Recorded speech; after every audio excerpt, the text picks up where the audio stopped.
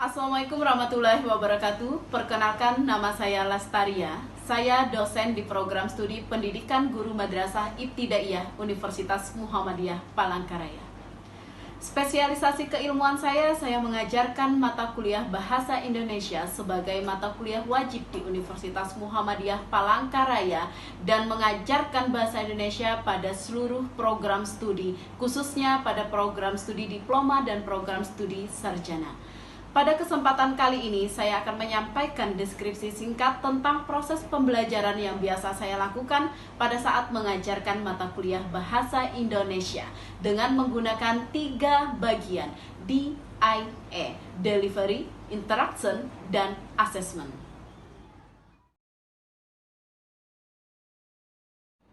Deskripsi singkat mata kuliah Bahasa Indonesia, bahwasanya Bahasa Indonesia ini ditawarkan pada semester genap atau pada semester 2. Kemudian Bahasa Indonesia ini juga memiliki bobot 3 SKS dengan 1 SKS berdurasi 50 menit. 3 SKS berarti total durasi perkuliahan itu 150 menit. Jumlah pertemuan dalam perkuliahan itu ada 16 kali pertemuan. 1 pertemuan digunakan untuk ujian tengah semester dan 1 pertemuan lagi digunakan untuk ujian akhir semester. Serta 14 kali pertemuan digunakan sebagai teoritis. Kemudian, dalam perkuliahan Bahasa Indonesia membahas beberapa materi terkait dengan kebahasaan, khususnya penggunaan bahasa Indonesia yang baik dan benar, yang dimulai dari satuan bahasa terkecil sampai dengan satuan bahasa terbesar. Baik itu tentang kedudukan bahasa, fungsi bahasa, ragam bahasa, hakikat bahasa, ataupun pada penggunaan paragraf serta pemakaian huruf dan penggunaan tanda baca lainnya. Setelah selesai mengikuti perkuliahan Bahasa Indonesia, tentunya mahasiswa diharapkan memiliki berbagai macam kemampuan ataupun keterampilan. Pada dasarnya, mata kuliah Bahasa Indonesia bertujuan untuk memberikan pengetahuan ataupun pengalaman yang mendalam terhadap kaidah bahasa Indonesia yang laras ataupun ilmiah, sehingga dapat menerapkan kaidah tersebut dalam setiap penggunaan bahasa Indonesia. Dengan demikian, ada 2 aspek keterampilan yang diharapkan setelah mengikuti perkuliahan Bahasa Indonesia. Yang pertama itu tentang keterampilan umum, yang kedua tentang keterampilan khusus. Berbicara tentang keterampilan umum, tentunya mahasiswa diharapkan dapat memahami fungsi bahasa sebagai pedoman hidup yang hakiki, karena bahasa merupakan cerminan jati diri manusia itu sendiri dan mampu menerapkan ataupun menempatkan variasi bahasa sesuai dengan konteksnya. Mengingat pada saat kita memahami bahasa, tentunya kita harus paham juga tentang konteks bahasa itu sendiri. Kemudian berbicara tentang keterampilan khusus, tentunya dalam keterampilan khusus ini mahasiswa diharapkan terampil dalam menggunakan bahasa Indonesia yang baik dan benar dalam bidang penelitian ataupun dalam penulisan karya tulis ilmiah. Dalam mengajarkan bahasa Indonesia, saya juga tentunya mengambil beberapa sumber ataupun beberapa referensi yang saya gunakan sebagai bahan ajar, baik itu yang berasal dari artikel, jurnal, e-book, ataupun kamus KBBI, serta PUEBI dan EYD. Dan ada pula buku tata bahasa yang dibakukan. Ada 14 sub pokok pembahasan yang saya gunakan terkait materi pembelajaran dalam pelajaran bahasa Indonesia. Yang pertama tentang kesatuan bahasa, yang kedua itu tentang definisi kedudukan dan fungsi bahasa, yang ketiga tentang ragam bahasa, yang keempat tentang hakikat bahasa, dan yang kelima itu tentang pemakaian tanda baca, keenam tentang penulisan kata, ketujuh itu tentang relasi makna, kedelapan tentang penggunaan bahasa baku dan bahasa yang tidak baku, kesembilan itu tentang penggunaan kalimat efektif, dan yang ke-10 penggunaan kalimat kohesi dan koherensi, ke-11 tentang jenis-jenis kata, 12 itu tentang paragraf tema dan topiknya, 13 tentang pengembangan paragraf, dan yang terakhir tentang penggunaan huruf. Menunjang suatu proses pembelajaran bahasa Indonesia, tentunya saya menggunakan dua model pembelajaran. Model yang pertama itu tentang student-centered learning, dan yang kedua model pembelajaran tentang kooperatif dan kontekstual.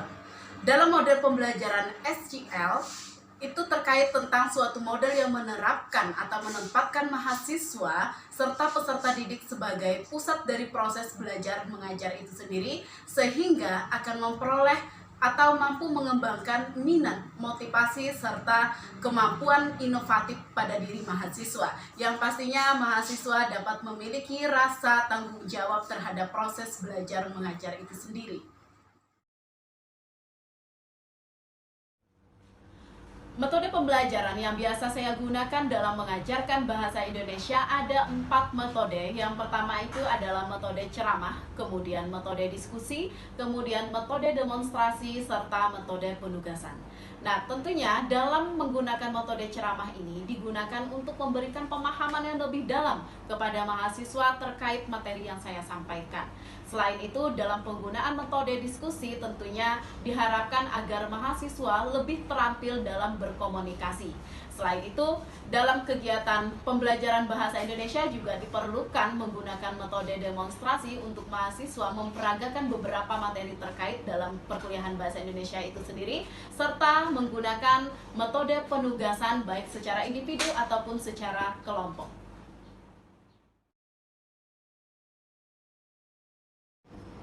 Dalam proses perkuliahan, tentunya saya menggunakan dua interaksi, baik itu di dalam kelas dan juga di luar kelas.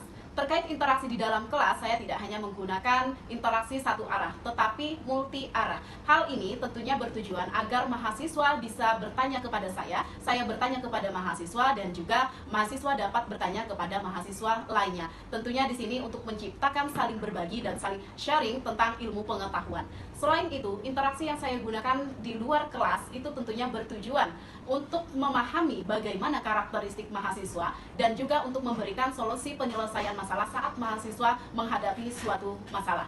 Dalam interaksi di luar kelas, tentunya saya juga memposisikan diri tidak hanya sebagai dosen bagi mereka, tetapi juga sebagai teman. Hal ini agar mahasiswa merasa adanya kenyamanan saat mereka berbagi masalah kepada kita sendiri.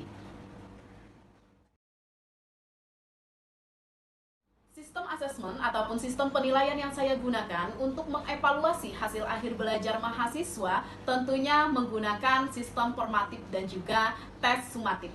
Dalam hal ini tentunya diklasifikasikan menjadi 5 bagian. Yang pertama itu tentang kehadiran dan kedisiplinan mahasiswa selama mengikuti perkuliahan, yaitu dengan persentase 10%. Kemudian aktivitas dalam pembelajaran itu dengan persentase 10% juga. Kemudian untuk tugas dan kuisnya dengan persentase 20%. Dan untuk ujian tengah semester serta ujian akhir semesternya masing-masing 30%.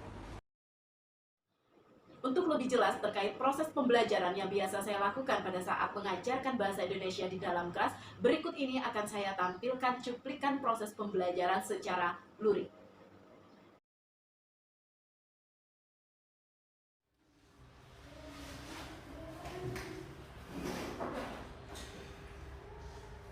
Assalamualaikum warahmatullahi wabarakatuh.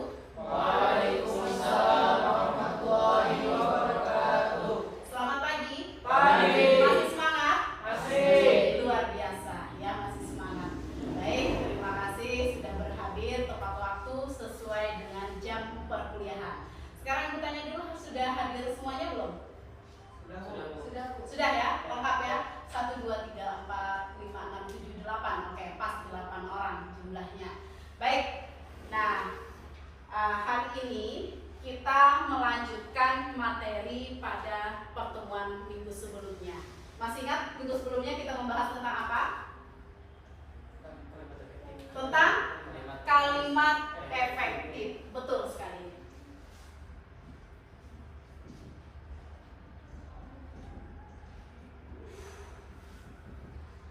Masih ingat syaratnya apa saja? Syarat dalam kalimat efektif. Yang pertama, apa? Harus terstruktur atau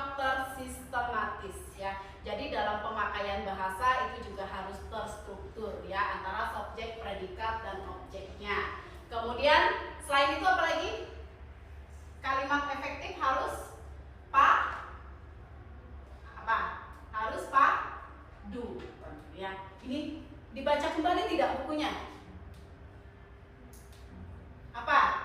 Harus padu antara kalimat yang sebelumnya dan kalimat yang sesudahnya. Dalam kalimat efektif, syarat lainnya juga tidak boleh menggunakan kalimat yang mubazir, ya. Tidak boleh menggunakan kalimat yang ambigu atau menimbulkan makna ganda. Apalagi syarat lainnya? Harus jelas, ya. Jadi jelas itu maksudnya harus padu seperti yang disampaikan di awal tadi, harus paralel juga, apalagi penentuan diksinya juga harus jelas, ya. Jadi itu syarat-syarat dalam kalimat efektif. Nah, kalau ada kalimat efektif, ketika naik satu tingkat lagi menjadi apa?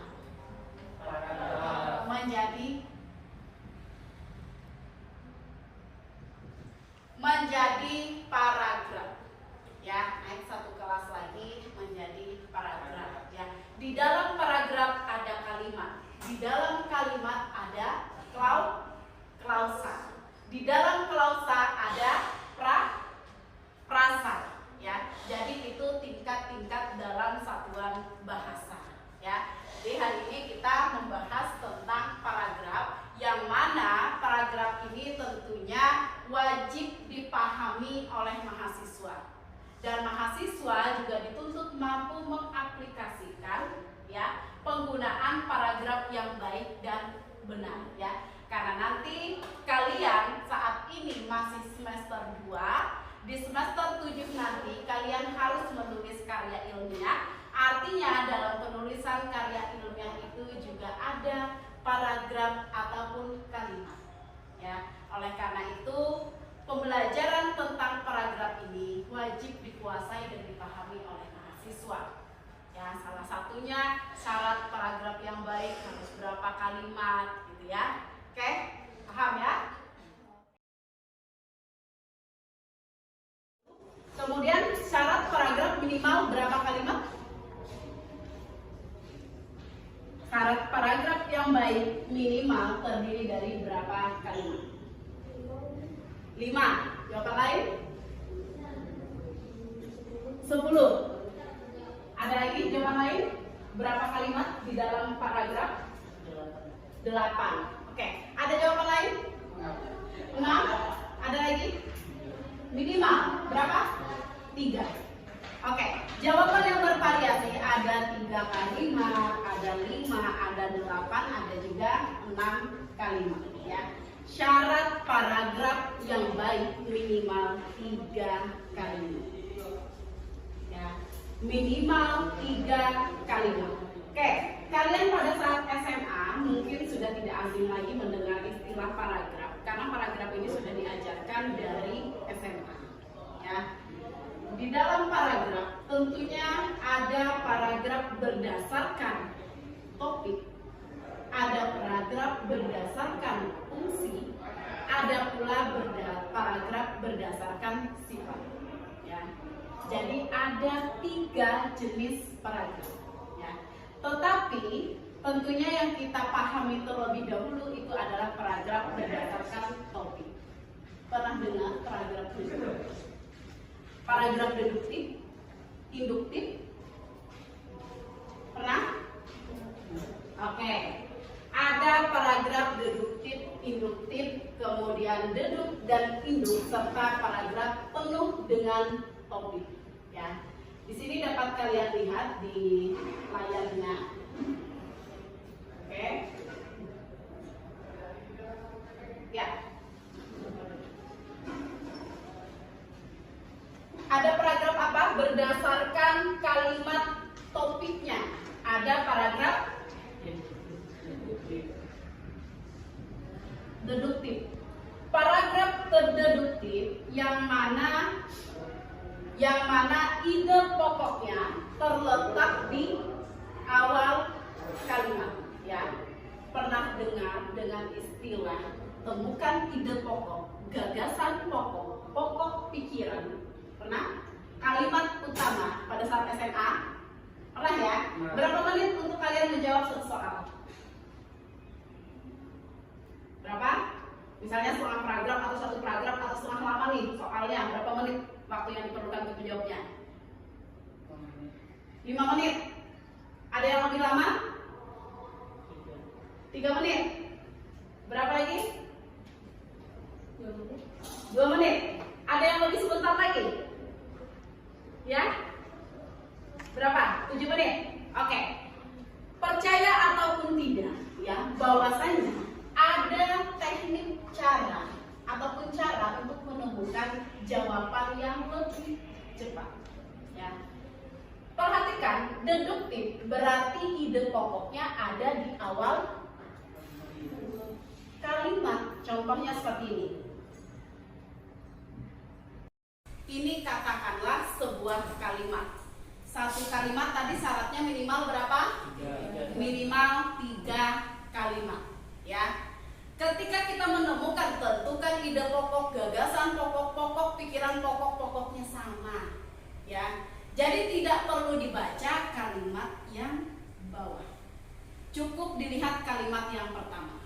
Karena kunci jawabannya berada di kalimat pertama. Berbeda kalau dia kalimat induktif. Kalau tadi deduktif, ide pokoknya berada di awal, berarti induktif, ide pokoknya di mana? Di mana? Ya? Di mana posisinya? Deduktif, ide pokoknya ada di awal kalimat, induktif ada di akhir kalimat. Oke. Ada di akhir kalimat, ya. Contohnya seperti ini. Ibu gambarkan lagi. Ini katakanlah sebuah paragraf. Paragrafnya ada 4 kalimat. Ya. Nah, untuk menemukan jawabannya seperti yang Ibu sampaikan tadi, ketika kita menemukan kalimat, tentukan ide pokok, gagasan pokok, tidak perlu dibaca bagian tengah. Ya, cukup dibaca. Kalau dia kunci jawabannya di atas, berarti dia kalimat deduk. Tapi kalau dia kunci jawabannya berada di akhir, berarti dia tergolong dalam paragraf induktif. Ya, jadi ada paragraf deduktif dan paragraf induktif. Ya. Selain paragraf induktif, paragraf apa lagi? Paragraf deduk dan induk.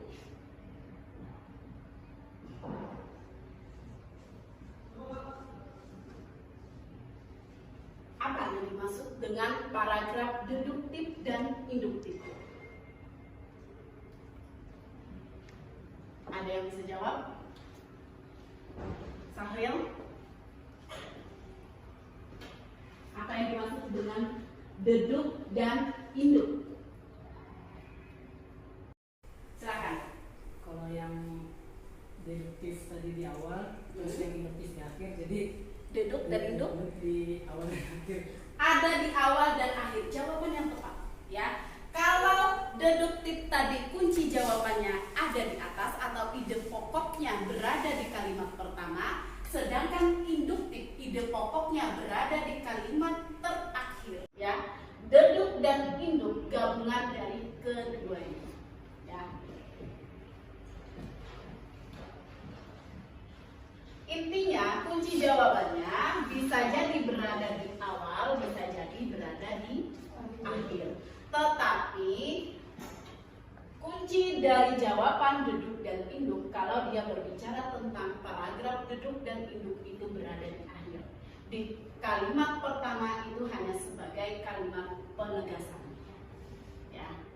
Kemudian paragraf berdasarkan posisi kalimat topiknya, apalagi selain 3 yang sudah Ibu sebutkan, apalagi kalimat penuh topik, ya. Jadi di sini tidak ada yang namanya kalimat penjelas. Semuanya topik dari kalimat pertama, kedua sampai terakhir, sehingga dia dikatakan sebagai paragraf penuh topik. Ya, Paham? Ada yang mau ditanyakan dulu? Silahkan. Ada? Tentang paragraf? Ada apa tadi? Ada berapa jumlah paragraf berdasarkan kalimat topiknya? Ada 4. Apa saja? Hidup. Apalagi? Hidup. Apalagi? Hidup dan hidup. Kemudian apa lagi? Paragraf penuh dengan topik. Oke. Nah, selanjutnya ada yang namanya jenis paragraf berdasarkan sifat isinya. Kalau berbicara tentang jenis paragraf berdasarkan sifat isinya, itu terbagi menjadi 5 bagian. Ya. Yang pertama, paragraf persuasif. Ya, bisa dibacakan, Udin, paragraf persuasif. Dibacakan. Alinea persuasif yaitu alinea yang mempromosikan sesuatu dengan cara mengulangi atau mengajak membaca. Paragraf persuasif merupakan suatu paragraf yang mempromosikan sesuatu, mengajak ya si pendengar ataupun si pembaca untuk tertarik dengan apa yang kita sampaikan. Contohnya apa? Dalam paragraf persuasif. Contohnya misalnya papan pengumuman, atau pernah lihat televisi? Apa yang biasanya kalau di sela-sela iklan itu? Di sela-sela sinetron ada iklan, ya. Iklan salah satu paragraf persuasif yang menawarkan kepada konsumen agar tertarik membeli ataupun mengkonsumsi produk yang kita tawarkan. Ya. Oke, tadi kita sudah berbicara tentang paragraf persuasif. Ya, sekarang masuk kepada paragraf argumentatif. Bisa dibacakan, deh? Argumentatif yaitu alinea yang membahas suatu masalah dengan bukti-bukti atau alasan yang mendukung. Suatu masalah yang membahas tentang bukti-bukti dengan alasan yang mendukung. Contohnya apa? Contohnya, misalnya debat, ya. Nah, dalam debat itu kan biasanya kita adu argumentasi. Argumentasi kita tidak akan diterima kalau misalnya argumentasi tersebut tidak dibarengi dengan argumentasi yang kuat. Untuk memperkuat argumentasi, maka didukung oleh fakta dan bukti-bukti. Ya. Oke, paragraf yang ketiga disebut dengan paragraf apa? Paragraf naratif. Boleh dibacakan? Alinea naratif yaitu alinea yang menuturkan peristiwa atau keadaan dalam bentuk cerita. Oke, alinea yang menuturkan suatu peristiwa atau keadaan yang ditulis ataupun disusun dalam suatu cerita. Misalnya apa? Cerpen, apalagi? Novel, apalagi? Pernah nulis di diary? Tahu. Atau misalnya hari ini saya pergi ke kebun atau ke tempat wisata, itu namanya apa? Menulis tentang pengalaman pribadi. Ya, itu juga tergolong dalam paragraf naratif. Yang keempat, paragraf deskriptif. Paragraf deskriptif ini digunakan untuk memberikan ilustrasi, menggambarkan ataupun mendeskripsikan sesuatu. Ya, misalnya saya minta kalian mendeskripsikan bagaimana kondisi yang ada di lingkungan Universitas Muhammadiyah Palangkaraya. Ya, kalian bisa mendeskripsikan bagaimana cuacanya, bagaimana udaranya, bagaimana gedungnya, atau misalnya kalian mendeskripsikan saya. Ya, artinya mendeskripsikan diri orang lain atau mendeskripsikan diri sendiri. Iya, betul sekali. Menggambarkan seperti itu. Jadi bisa jadi kalian mendeskripsikan mulai dari unsur intrinsiknya sampai dengan ekstrinsiknya, ya. Atau bisa jadi kalian mendeskripsikan bagaimana fisiknya dan bagaimana karakteristiknya atau yang disebut dengan non fisiknya, seperti sifatnya, kelakuannya, ya. Itu disebut dengan karakteristik, ya. Atau kalau misalnya kalian mendeskripsikan fisiknya seperti apa? Apakah yang orangnya tinggi, ya, kemudian ataukah kurus, langsing. Nah, itu juga bagian dari pendeskripsian ketika kita mendeskripsikan seseorang. Ya. Yang terakhir paragraf apa? Paragraf ekspositoris, ya, atau yang disebut dengan alemia yang memaparkan suatu fakta atau kejadian. Contohnya apa? Yang berbicara tentang fakta. Contohnya berita, betul sekali. Berita itu tentunya ditandai oleh 5W plus 1H. Kalau dulu kita kenal dengan what, when, where, how, tetapi dalam bahasa Indonesia ada rumusnya, disebut dengan adiksi mega.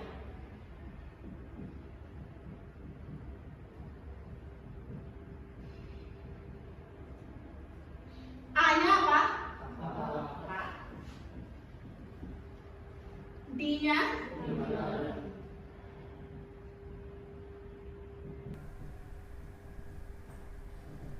Si. Siapa? Oke. Mengapa?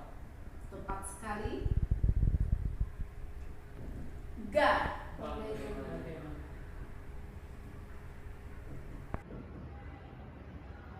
Lebih mudah menghafal ini atau lebih mudah menghafal rumus 5W plus 1H?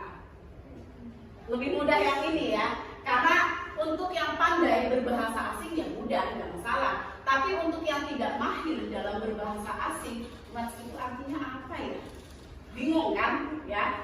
Nah, kalau misalnya menggunakan rumus seperti ini, saya tidak perlu tanya panjang lebar. A itu apa? Kalian sudah bisa langsung menebak. A itu apa? Di mana? K itu kapan? Si siapa?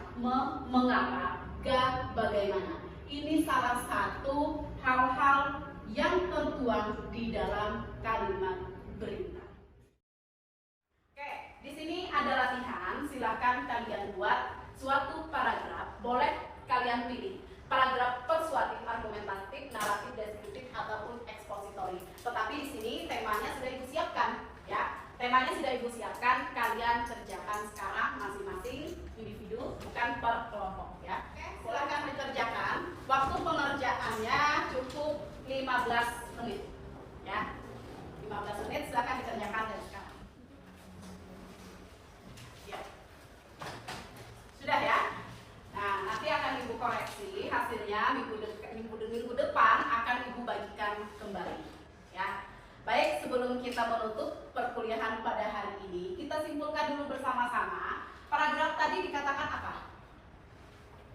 Sebagai suatu karangan atau suatu gramatikal yang terdiri dari beberapa kalimat dan ditandai pada alemia baru. Ya. Syarat paragraf yang baik berapa kalimat? 3. Kemudian jenis paragraf apa saja?